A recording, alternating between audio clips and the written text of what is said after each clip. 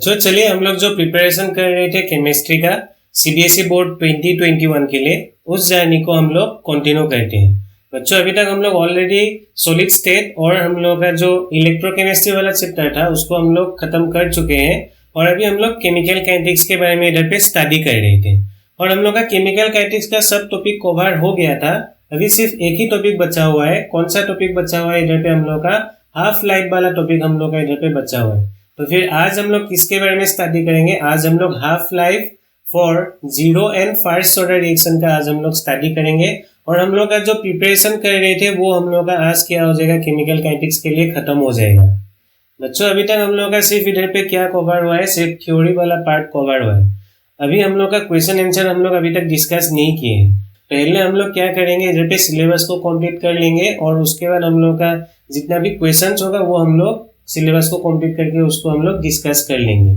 तो फिर चलिए बच्चों हम लोग इधर पे स्टार्ट करते हैं। उससे पहले मैं आप लोगों को थोड़ा सा इधर पे बोल देता हूँ, हम लोग का नीचे पे जो जितना भी टॉपिक्स है ये टॉपिक्स को हम लोग को इस बार नहीं पढ़ना है क्योंकि इस बार सीबीएसई ने हम लोग का जो सिलेबस है उसको रिड्यूस कर दिया है। तो फिर नीचे पे जो हम लोग का टॉपिक्स है डिलीटेड टॉपिक्स उसको हम लोग नहीं पढ़ेंगे और ऊपर पे जितना भी टॉपिक्स है उसको हम लोग पढ़ लेंगे। और मैं ऑलरेडी इसका सबका मैं क्या बना के रखा हूँ, वीडियोस बना के रखा हूँ। तो फिर आप लोग प्लेलिस्ट पे जाके एक एक करके आप लोग उसको देख सकते हैं। तो फिर चलिए बच्चों हम लोग स्टार्ट करते हैं और आज हम लोग हाफ लाइफ ऑफ रिएक्शन के बारे में इधर पे स्टडी करेंगे। तो मैं हेडिंग लगा लेता हूँ, आप लोग भी लगा लीजिए, हाफ लाइफ ऑफ रिएक्शन। बच्चों हाफ लाइफ मतलब क्या होता है, मैं एक छोटा सा इधर पे डेफिनेशन लिख देता हूँ। What is half life? Half life of a reaction is the time in which the concentration of reactant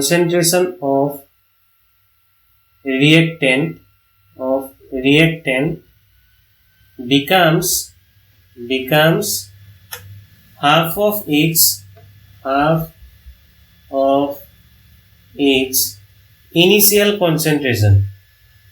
initial concentration। बच्चों ये हाफ लाइफ का डेफिनेशन हो गया। मैं आप लोगों को समझाऊंगा और उससे पहले और एक बात, हम लोग हाफ लाइफ को कैसे डिनोट करते हैं? हाफ लाइफ इज रिप्रेजेंटेड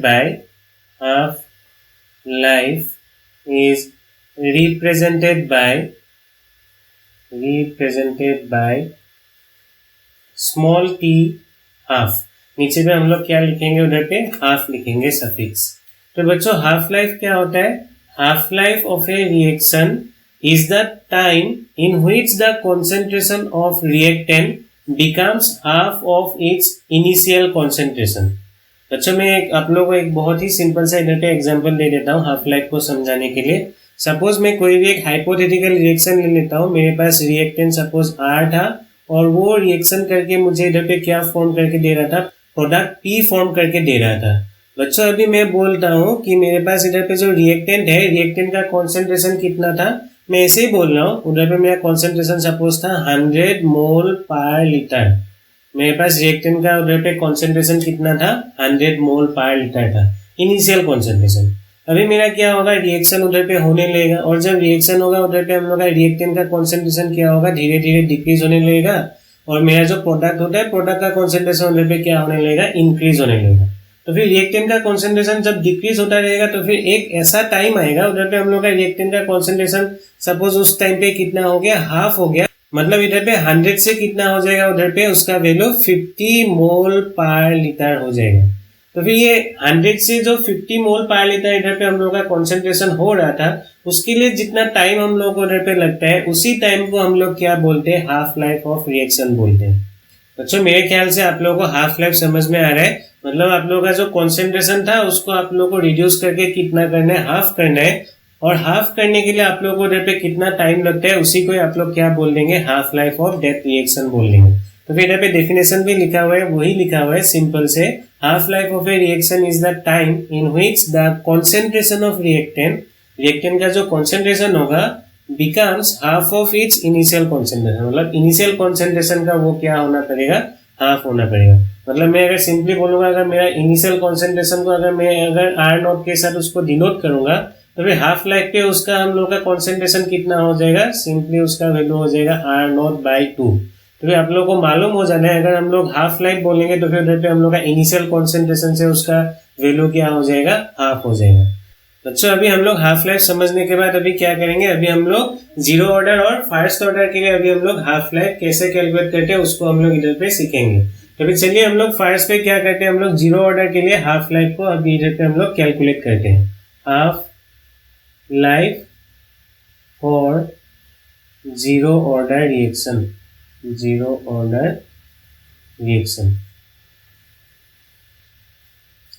तो बहुत ही सिंपल है, आप लोगों को जीरो ऑर्डर रिएक्शन का जो रेट कांस्टेंट निकालने का जो फॉर्मूला था उसको आप लोगों को याद रहना पड़ेगा। तो फिर हम लोग जीरो ऑर्डर के लिए रेट कांस्टेंट के कैसे कैलकुलेट करते थे, मैं आप लोगों को उधर पे सिखाया था। तो फिर रेट कांस्टेंट के इक्वल तो हम लोग का उधर पे क्या होता था, R0 माइनस क्या होता था उधर पे, R होता था। मतलब इनिशियल कॉन्सेंट्रेशन माइनस हम लोग का रिएक्टेंट का कॉन्सेंट्रेशन एट एनी टाइम, उसको हम लोग इधर पे लिखते थे। और नीचे पे हम लोग का क्या होता था, उधर पे टी होता था।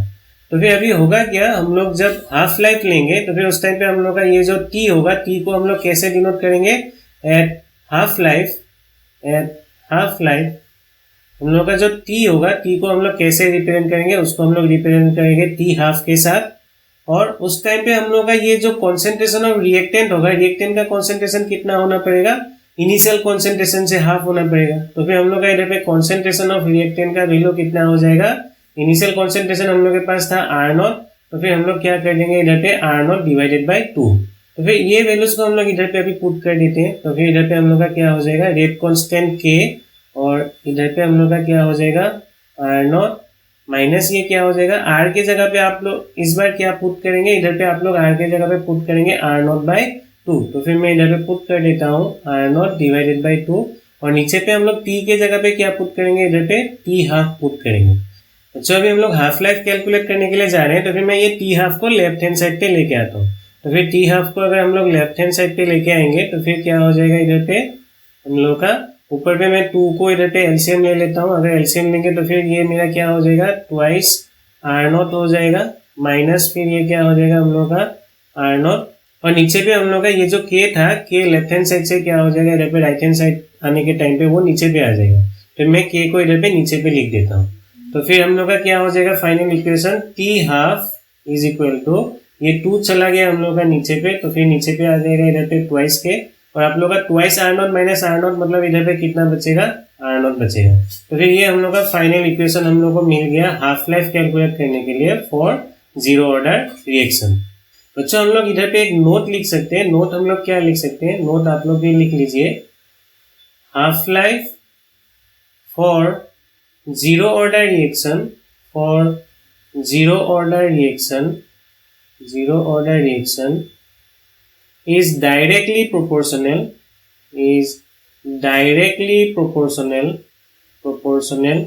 to its initial concentration,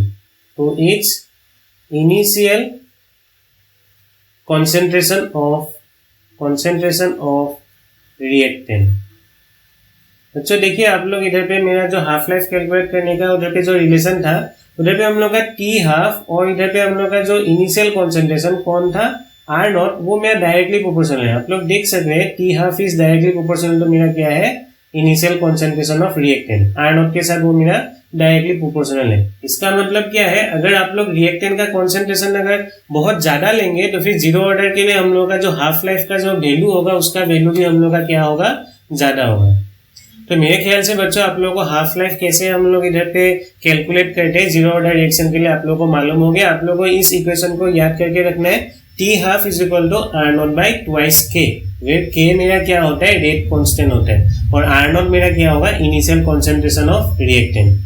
बच्चों चलिए अभी हम लोग क्या करते हैं, अभी हम लोग फर्स्ट ऑर्डर रिएक्शन के लिए उसका हाफ लाइफ कैसे कैलकुलेट करेंगे उसको भी देख लेते हैं। तो फिर मैं इधर पे हेडिंग लगा लेता हूँ, हाफ लाइफ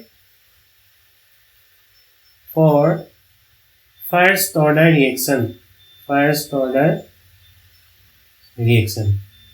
अच्छा आप लोगों को फर्स्ट ऑर्डर रिएक्शन का इंटीग्रेटेड रेट इक्वेशन याद होना है। इंटीग्रेटेड रेट इक्वेशन हम लोग जब लिख रहे थे फर्स्ट ऑर्डर के लिए, हम लोग का उधर पे rate constant K is equal to क्या था, 2.303 डिवाइडेड बाय हम लोग का क्या था, उधर पे T था, और इधर पे हम लोग का log R0 डिवाइडेड बाय हम लोग का नीचे पे क्या होता था, r होता था। बच्चों अभी हम लोग क्या करेंगे, एट हाफ लाइफ जब हम लोग का हाफ लाइफ होगा उस टाइम पे हम लोग का जो टाइम होगा, टाइम को हम लोग कैसे रिप्रेजेंट करेंगे, टी हाफ के साथ रिप्रेजेंट करेंगे। और आप लोग का कॉन्सेंट्रेशन ऑफ रिएक्टेंट कितना होना पड़ेगा उधर पे, जो फाइनल कॉन्सेंट्रेशन कितना हो जाएगा, r0 डिवाइडेड बाय 2 हो जाएगा। तो फिर इस वैल्यूज को हम लोग इधर पे पुट कर देते हैं इस इक्वेशन पे। तो फिर क्या हो जाएगा इधर पे, k इज इक्वल टू 2.303 और t के जगह पे आप लोग इस बार क्या पुट करेंगे, t हाफ पुट करेंगे। और इधर पे हम लोग का क्या हो जाएगा, ये लॉग, और आप लोग इधर पे क्या पुट करेंगे, r0, और नीचे पे मेरा क्या हो जाएगा, r0 बाय 2 हो जाएगा। बच्चों r0 कैंसिल हो जाएगा और ये 2 चला जाएगा हम लोग का ऊपर पे। तो फिर हम लोग को ये टी हाफ को भी मैं इधर पे लेफ्ट हैंड साइड पे लेके आता हूँ। तो फिर T half is equal to क्या मिल जाएगा उधर पे, 2.303 डिवाइडेड बाय के, और ये मेरा क्या बच जाएगा इधर पे, log 2। बच्चों हम लोग को log 2 का वैल्यू हम लोग को मालूम है। तो फिर log 2 का वैल्यू कितना होता है, हम लोग इसको इधर पे पुट कर देते हैं। तो फिर T half is equal to क्या हो जाएगा इधर पे हम लोग का 2.303, और log 2 का वैल्यू होता है हम लोग का 0.301, और नीचे पे हम लोग का क्या होगा उधर पे k होगा। बच्चों अगर आप लोग इसको सोल्व करेंगे, सोल्व करने के बाद आप लोगों को इधर पे टी हाफ का वैल्यू कितना मिलेगा, मैं लिख देता हूँ। T half is equal to आप लोगों को इधर पे मिलेगा, half life of first order reaction it will be equal to 0.693 divided by k होगा। तो आप लोग इधर पे देख सकते हैं, इधर पे हम लोग का इनिशियल कॉन्सेंट्रेशन इधर पे रिलेशन पे है ही नहीं। जैसे हम लोग का जीरो ऑर्डर रिएक्शन पे क्या था, उधर पे हम लोग का जो हाफ लाइफ था वो इनिशियल कॉन्सेंट्रेशन के साथ डिपेंडेंट था, आप लोग इधर पे देख सकते हैं। लेकिन हम लोग का जो फर्स्ट ऑर्डर रिएक्शन है उधर पे हम लोग का कॉन्सेंट्रेशन वाला टर्म है ही नहीं। तो फिर इधर पे हम लोग एक नोट लिख सकते हैं। नोट पे हम लोग क्या लिख सकेंगे, for first order reaction half life is independent of its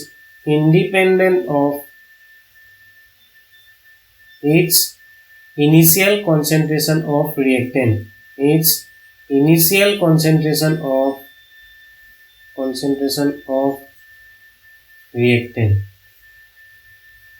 अच्छा हम लोग का इधर पे रिलेशन पे हम लोग का कुछ भी रिएक्टेंट का इधर पे टर्म है ही नहीं, कॉन्सेंट्रेशन वाला टर्म है ही नहीं।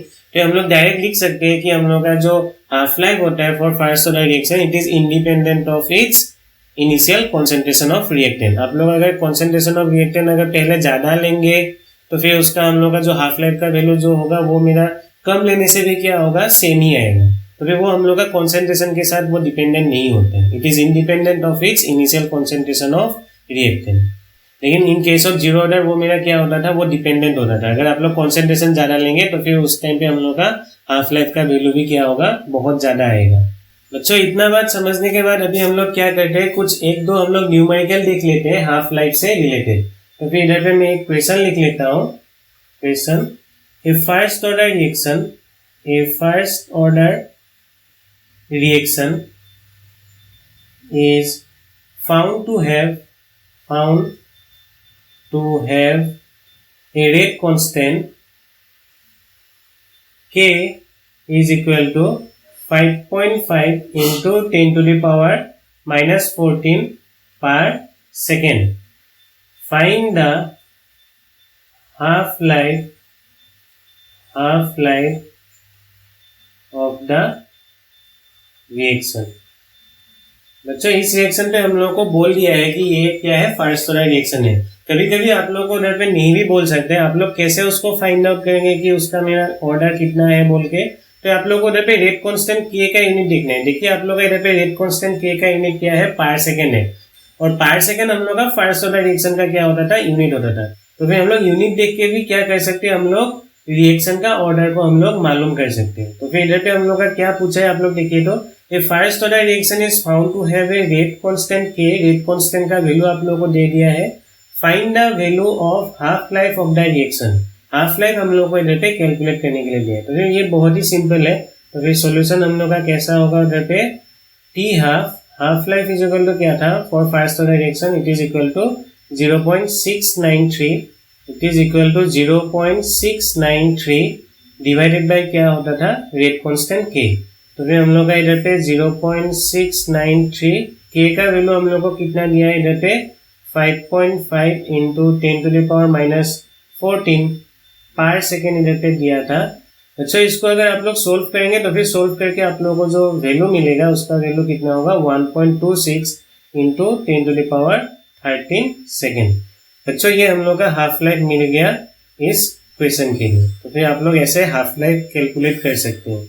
अच्छा चलिए नेक्स्ट पे और एक हम लोग इधर पे इम्पोर्टेंट क्वेश्चन देख लेते हैं। तो फिर मैं इधर पे क्वेश्चन लिख लेता हूँ। Question, so that in A first order reaction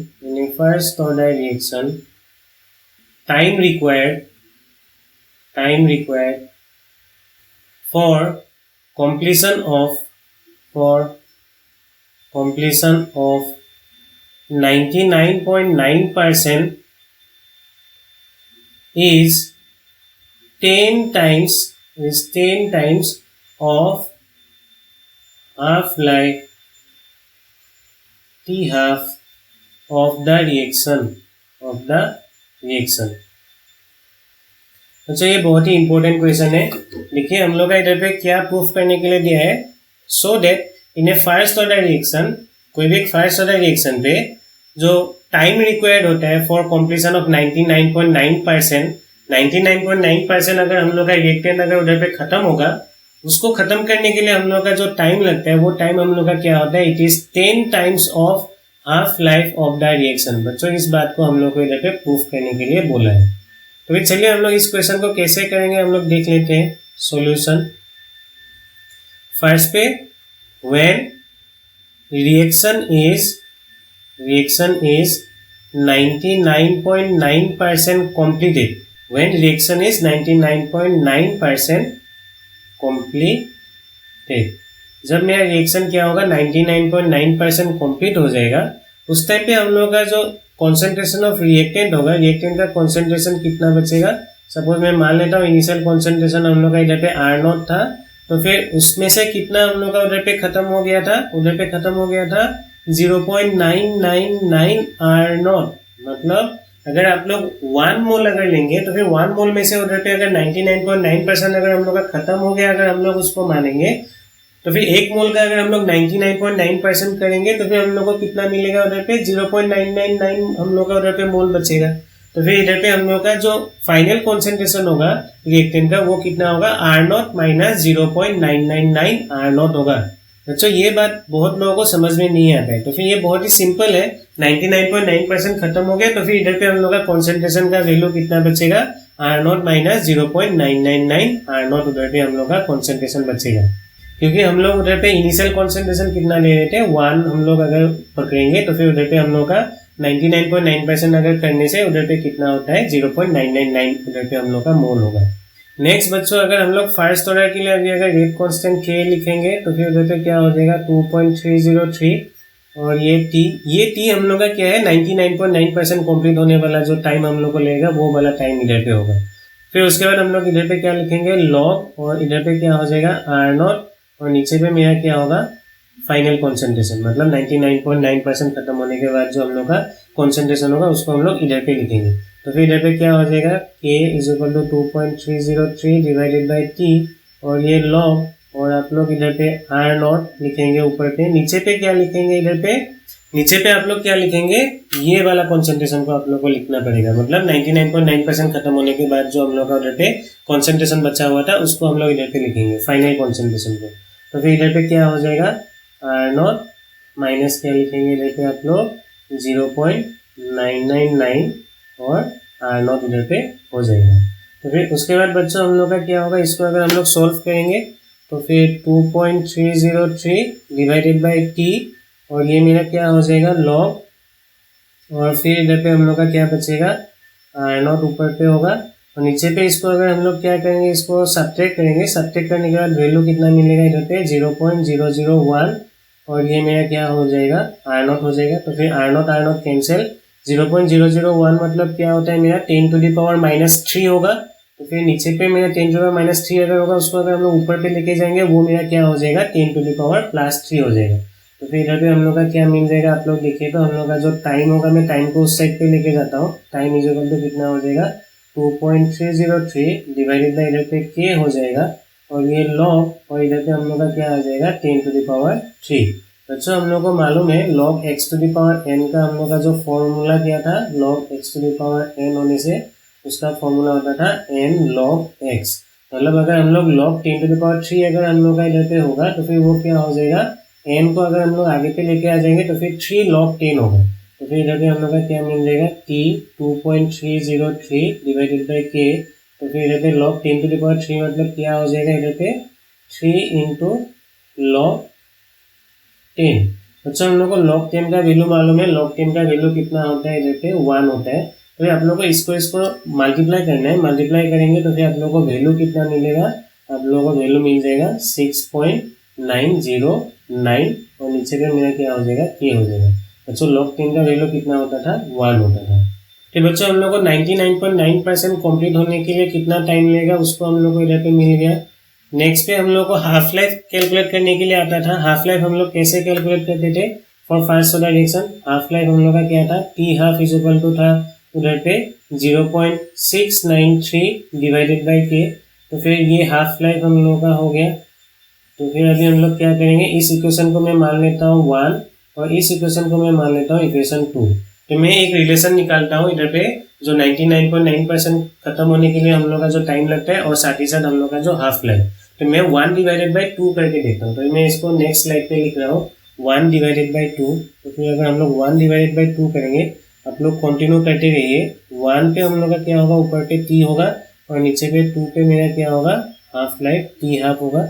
और राइट हैंड साइड पे हम लोग का क्या होगा इधर पे 6.909 डिवाइडेड बाई k और नीचे पे क्या होगा 0.693 डिवाइडेड बाई हम लोग का क्या होगा इधर पे k होगा। अच्छा इसको आप लोग अगर सोल्व करेंगे इधर पे k कैंसिल हो जाएगा और ये आप लोग का जो वैल्यू आएगा नियरली वो मेरा क्या होगा 10 होगा t हाफ। और इसको अगर आप लोग कैंसिल आउट करने के लिए जाएंगे तो फिर आप लोग को वैल्यू कितना मिलेगा 10 मिलेगा। तो फिर हम लोग का जो t time required for completion of 99.9% of a reactant will be equal to 10 times of half life of that first order reaction। बच्चों हम लोग देखिए इधर पे उसी को प्रूफ कर लिए। बच्चों ये क्वेश्चन बहुत ही इंपॉर्टेंट था, तो फिर आप लोग फिर से एक बार इसको खुद से करने के लिए कोशिश कीजिए। तो मेरे ख्याल से आप लोग को इधर पे हाफ लाइफ के बारे में अच्छे से समझ में आ रहा है। तो फिर मैं फर्स्ट पे आप लोगों को इधर पे हाफ लाइफ का इधर पे डेफिनेशन बोला और उसके बाद हम लोग का इधर पे हाफ लाइफ जीरो ऑर्डर के लिए कैसे कैलकुलेट करते हैं मैं आप लोगों को उसको भी सिखाया। फिर फर्स्ट ऑर्डर के लिए हम लोग कैलकुलेट किए। फिर नेक्स्ट पे मैं इधर पे आप लोग को 2 न्यूमेरिकल्स इधर पे दिखाया। सेकेंड वाला न्यूमेरिकल्स बहुत इंपॉर्टेंट है, आप लोग फिर से उसको एक बार अपना कॉपी पे खुद से उसको एक बार सोल्व करने के लिए कोशिश कीजिए। तो बच्चों अगर आप लोगों को ये वीडियो को समझ में आए तो फिर इस वीडियो को एक लाइक कर दीजिए और दोस्तों के साथ शेयर कर दीजिए और चैनल को सब्सक्राइब करके रखिए। आज का लेक्चर को हम लोग यहीं पे खत्म करते हैं, फिर मिलेंगे। धन्यवाद।